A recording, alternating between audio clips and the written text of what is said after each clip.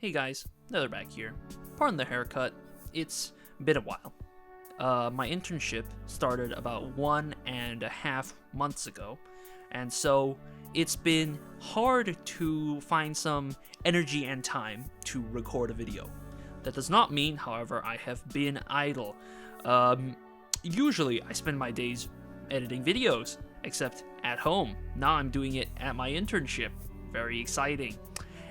So now, instead of talking about editing or that kind of stuff, although it might be interesting to some of you folks, let's talk about something that happened 2 weeks ago and extended to this week. It all started pretty innocently. So, for a while now, I've been using the S22 Plus by Samsung as my main day-to-day phone.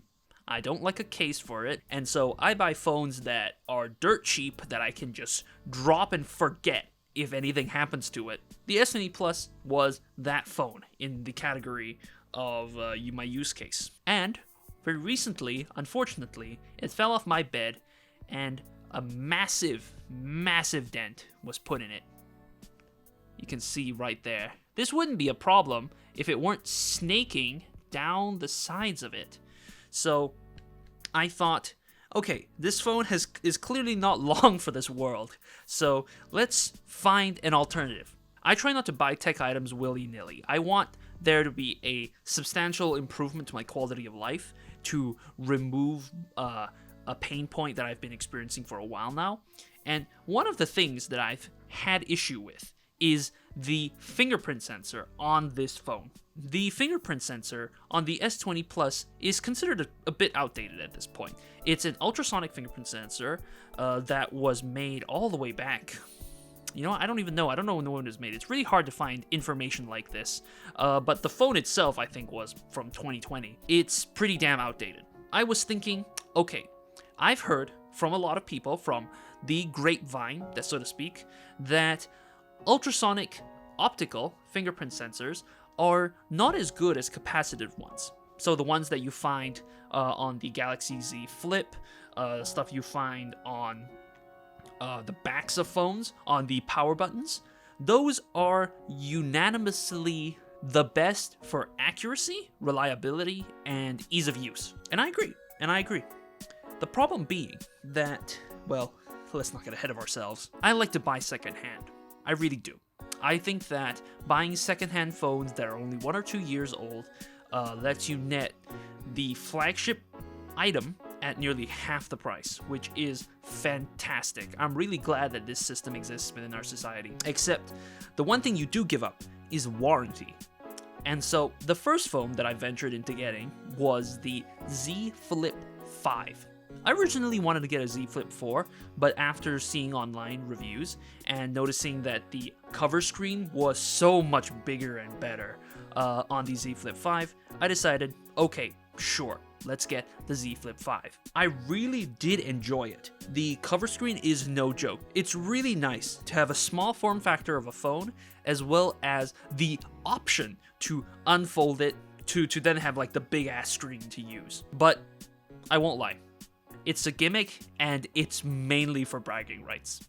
That's the only reason you would get one of these things, unless you're a lady and you need like a smaller phone to put in your pocket, because they don't give you pockets. But that seems like a more systemic issue with the fashion industry targeted towards women. But anyways, I got it. I used it for a little bit. I really did like it, but the main thing for me actually was, well, two things. Firstly, the screen is made of plastic.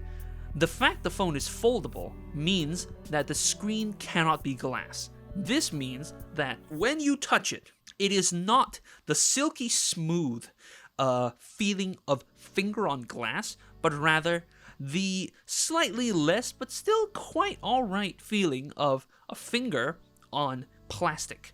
However, my fingers are notoriously oily and sweaty.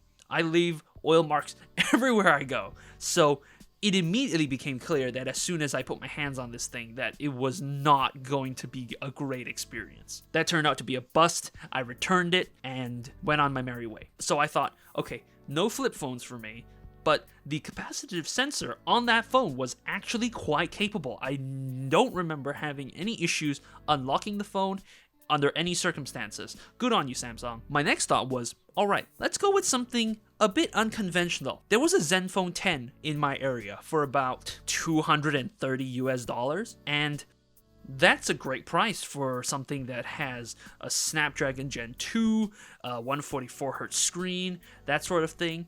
Great price for it.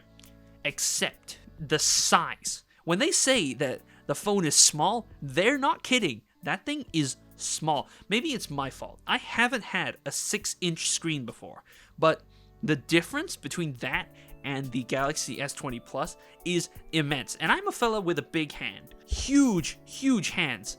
I need the extra grip capabilities. It really feels weird having a phone that's so small that I feel like I could crush it because I can grab it from all sides. It's strange in that sense. Okay, that's a bust. But at least the screen is functional, it's fast, it's smooth, it's fluid. What about the fingerprint sensor? This is where it starts getting strange. From here on out, every single phone with a capacitive sensor I check, including the ones that are new, stop working. And so when I buy it, I test out the fingerprint sensor. It's completely fine, records my fingers no problem, and all's well. When I go back home, I put it on, I register my fingerprints. The next day, I wake up, my fingers are a little bit oily. I tap on it, no reaction. Tap on it again, fingerprint failed. Tap on it again, fingerprint failed. Tap on it, fingerprint failed. Tap on it one more time, try again in 30 seconds. Now that's bad. That's very, very bad. I rely on that fingerprint sensor to do stuff like access my banking details, my stockbroker, my, like personal ID details, all that kind of stuff. So I really need the fingerprint sensor to be just works like a snap. Otherwise, the phone is completely off the table. It's unusable for me. Maybe it's just my fault. Maybe my fingers weren't recorded properly. Try it again, no dice. Try it again, no dice. So, unfortunately, I have to return it again. And in the midst of this, I also get a Sony Xperia 1 Mark V, the last Sony phone, the Sony flagship, so to speak, with a 4K screen. Now, that sounds great, except the 4K screen comes with some caveats. Firstly, Sony for some reason doesn't just let you run it at 4K. There are also issues with its 120Hz refresh rate, particularly in YouTube as well as Google Maps. Those apps, for some reason, refuse to run at 120Hz and will force the screen to 60. However, I did find some, like commands you could input via Android control to fix that, but I shouldn't have to do that. The Sony Xperia 1 V does not have face recognition technology that lets you unlock the phone that way. This is bad. This is very, very, very bad. I buy this phone basically brand new. I use it, again, the fingerprint reader, completely useless. And worse yet, because there are no Face ID, I can't open the phone without just keying in my long-ass password. And I know this is the most first world problem to have, but it really fucks with your day and makes you waste a shitload of time, because I'm somebody who compulsively opens my phone every fucking second just to check certain things, just to check that everything's functioning as appropriate, to check for messages, that kind of thing. This sucks. This sucks bad. I go back to the place I bought it from. We spent an hour troubleshooting it, and basically, it's basically unusable. There's nothing I can do about it. Complete disaster. So, at this point, it's been almost 1.5 weeks where I've had a new phone every 2 or 3 days. I have been setting up Google's goddamn logins. I have been setting up my banking apps, everything, every other day, essentially. I'm pretty sure at this point my bank thinks I'm literally, been robbed, and my banking details are not going to be spread around on the dark web or something like that, because of how many times I have reset it. In the end, I admit defeat, and I get a Sony S22 Plus with a Snapdragon chip and a fingerprint sensor, and it works great. It works fantastically, no matter if my hands are dirty, oily, wet, moist, whatever. It just works. I don't know whether it's just Samsung for some reason just really creates good fingerprint sensors, or, you know, maybe Xiaomi, maybe Oppo, maybe OnePlus had something that was better, but I never did try it, so how can I tell? I wouldn't be able to know until I upgrade my phone in the next 3 or 4 years. Knowing all of this, 5 days after I got the S22 Plus, the fucking thing starts having lines on the screen. Joy of joys. This is fantastic, I say to myself. I actually laughed out loud when I saw the fucking lines on the screen, because I just knew that this specter of me using a new phone every fucking week was never going to end. It was literally never going to end. I was stuck in this hell forever. And you might be thinking, for God's sake, just get an Apple iPhone. And you know what? I genuinely would, except I really just want an ad blocker, and I know that you can do it on Apple iPhone, except I can't be arsed to learn the whole new thing. I don't care enough. It doesn't matter enough. And also there's no fingerprint sensor, but then again, Face ID is pretty sweet. If Face ID is genuinely really good. But no, not this time. Next time though, I might genuinely switch. Next time. I fell for it.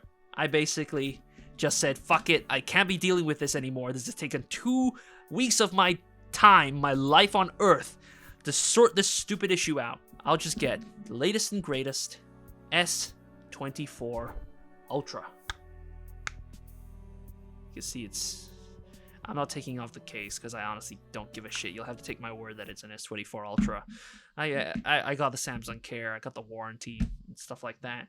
It was actually not too expensive, and I know the new one is coming out, but who cares? So what's the moral of this story?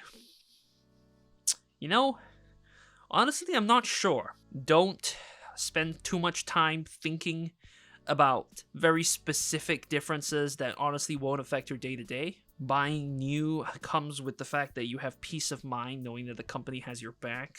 The secondhand market is actually quite accommodating and will let you just buy stuff and return it with no consequences. Those are all some things you can take away from this. I think this is what I'll leave you with. Finding the right fit is actually really fucking hard.